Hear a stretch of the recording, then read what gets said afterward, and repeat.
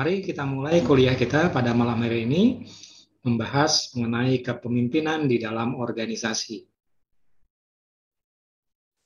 Slide pertama saya sampaikan ada gambar helikopter sedang melihat ke bawah atau biasa kita kenal sebagai helicopter view. Sebagai seorang leader, Anda harus memiliki pandangan bagaimana supaya Anda bisa melihat permasalahan dari helicopter view. Maksudnya apa? Coba Anda bayangkan, Anda saat ini rekan-rekan mahasiswa sedang berada di hutan. Di tengah hutan, apakah Anda akan lihat jalan keluarnya? Misalnya Anda di tengah hutan yang paling lebat di dunia, hutan Amazon, Anda di tengah-tengah di situ. Mungkin Anda tidak akan melihat jalan keluar dari hutan Amazon tersebut karena terlalu lebat. Yang Anda lihat adalah pohon-pohon yang begitu besar diameternya, begitu padat, sehingga Anda tidak melihat jalan keluar. Nah, bagaimana Anda bisa keluar dari hutan Amazon? Yang paling sederhana adalah coba Anda panjat pohon yang paling tinggi. Setelah Anda sampai ke pohon yang paling tinggi, kemudian lihatlah, akan terlihat samar-samar jalan keluar. Dan analogi ini akan sama seperti Anda naik helikopter. Anda akan lihat, di sini kita lihat hutan yang begitu lebat, tapi kita bisa lihat jalan keluar dari hutan ini terlihat dengan jelas kalau kita melihat dari helikopter. Kita lihat ke bawah, maka akan terlihat bahwa banyak sekali jalan keluar di situ dengan mudah. Tetapi akan berbeda sekali kalau Anda sebagai seorang diri berada di tengah hutan yang di sini misalnya, Anda tidak akan pernah melihat jalan keluar ada di mana. Mungkin Anda bisa tersesat, bahkan mungkin saja tidak bisa kembali lagi. Yaitu adalah filosofi helicopter view yang harus dimiliki seorang leaders. Seorang leaders harus memiliki kemampuan melihat permasalahan dari aspek sudut pandang yang luas seperti helicopter view. Oke, paham ya? Jadi Anda sebagai seorang mahasiswa, sebagai pemimpin masa depan, Anda harus melihat permasalahan dari sudut pandang yang luas, bukan dari sudut pandang yang sempit, sehingga Anda memiliki banyak sekali alternatif sudut pandang, view jalan keluar. Sehingga bukan hanya satu jalan keluar, tapi beberapa jalan keluar, maka pilihlah jalan keluar yang paling baik. Itulah konsep helicopter view, see more from helicopter view perspective. Melihat dari sudut pandang yang luas terhadap suatu permasalahan, sehingga dengan cepat dapat menyelesaikan masalah dengan tepat guna dan efektif. Itu yang paling penting.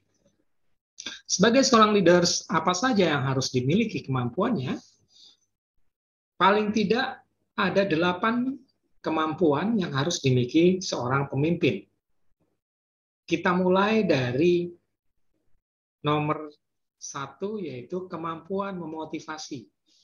Sebagai seorang leaders, Anda harus mampu memotivasi tim. Itu adalah keterampilan yang paling utama, karena kalau teman-teman mahasiswa sebagai seorang pemimpin tidak dapat memotivasi tim, timnya tidak akan bergairah untuk melakukan pekerjaan-pekerjaan sehingga menjadi tidak produktif, bahkan jauh dari target. Jadi kemampuan yang pertama sebagai seorang leaders adalah kemampuan memotivasi tim. Kemudian yang kedua, seorang leaders harus memiliki kompetensi. Kompetensinya seperti apa? Nanti kita akan bahas di slide berikutnya. Tetapi paling tidak Anda memiliki penjelasan slide yang pertama, yaitu helicopter view. Itu adalah kompetensi Anda sebagai seorang leaders. Kemudian yang kedua, harus memiliki skill leadership. Salah satu skill leadership yang harus Anda miliki adalah kemampuan memotivasi, misalnya kemampuan problem solving, kemampuan untuk menganalisa permasalahan, kemampuan untuk membuat keputusan. Itu adalah salah satu contoh soft skill seorang leaders yang harus dimiliki agar menjadi leaders yang efektif.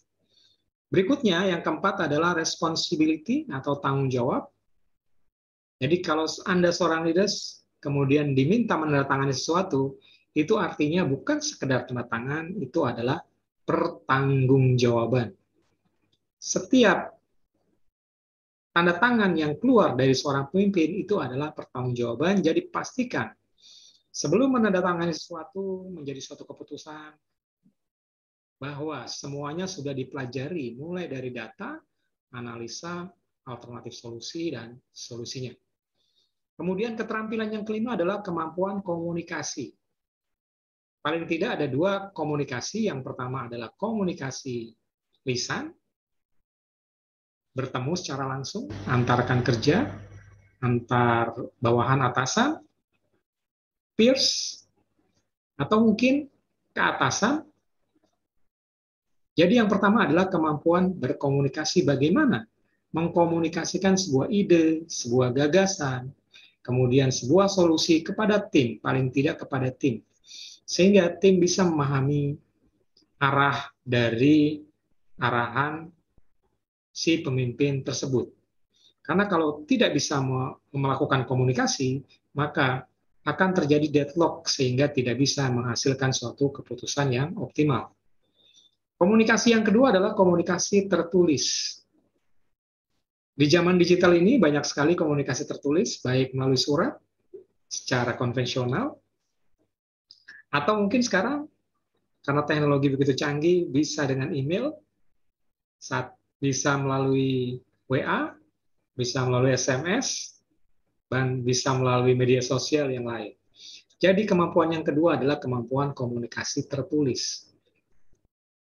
Pastikan pada saat Anda membuat komunikasi tertulis, pilih kata-kata yang efektif dan mencerminkan apa yang kita ingin maksudkan. Setiap kata harus ditelaah. Apalagi sebagai Anda sebagai top management misalnya, sebagai seorang CEO, kata-kata itu akan menjadi sebuah keputusan. Jadi pastikan bahwa kata-kata yang ditulis itu benar-benar sudah difikirkan dengan matang, dampak, akibat, dan implikasi terhadap proses organisasi. Berikutnya, yang keenam adalah power. Power, kekuatan. Kekuatan apa saja? Kekuatan berarti kekuatan fisik, sering berolahraga.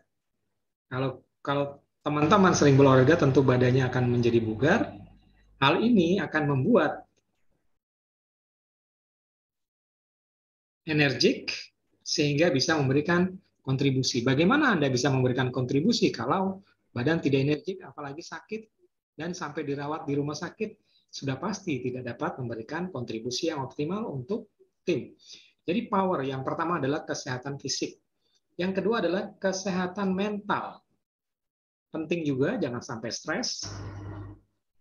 Jangan sampai Anda menjadi tertekan sehingga tidak bisa memberikan keputusan-keputusan yang optimal. Kemudian keterampilan yang ketujuh adalah support atau dukungan. Dukungan kepada siapa? Pertama adalah dukungan kepada tim. Yang kedua adalah dukungan kepada organisasi secara keseluruhan. Dan yang ketiga adalah dukungan dari rekan-rekan yang kita cintai. Jadi dukungan itu ada dua. Pertama, dukungan dari kita ke orang lain. Yang kedua adalah dukungan dari orang lain ke kita sebagai seorang leaders. Dukungan timbal balik. Artinya, kalau kita sebagai seorang pemimpin mendukung anak buah, itu akan sangat positif, membuat mereka lebih termotivasi. Sebaliknya, kalau anak buah mendukung pemimpin, itu sangat efektif untuk membuat roda organisasi bergerak semakin lebih optimal. Kemudian keterampilan yang ke-8 adalah teamwork atau keterampilan dalam membina tim. Apalagi di organisasi, tidak bisa target itu dicapai seorang diri. Target itu paling tidak akan lebih efektif kalau dicapai seorang diri plus anggota tim. Karena kontribusi orang banyak akan lebih berdampak dibandingkan kontribusi seorang diri. Jadi bagaimana Anda bisa menggerakkan seluruh tim itu bisa memberikan kontribusi seluruh anggota tim. Yaitu adalah keterampilan minimal yang harus dimiliki sebagai seorang leaders. Kita akan berbicara mengenai role of leadership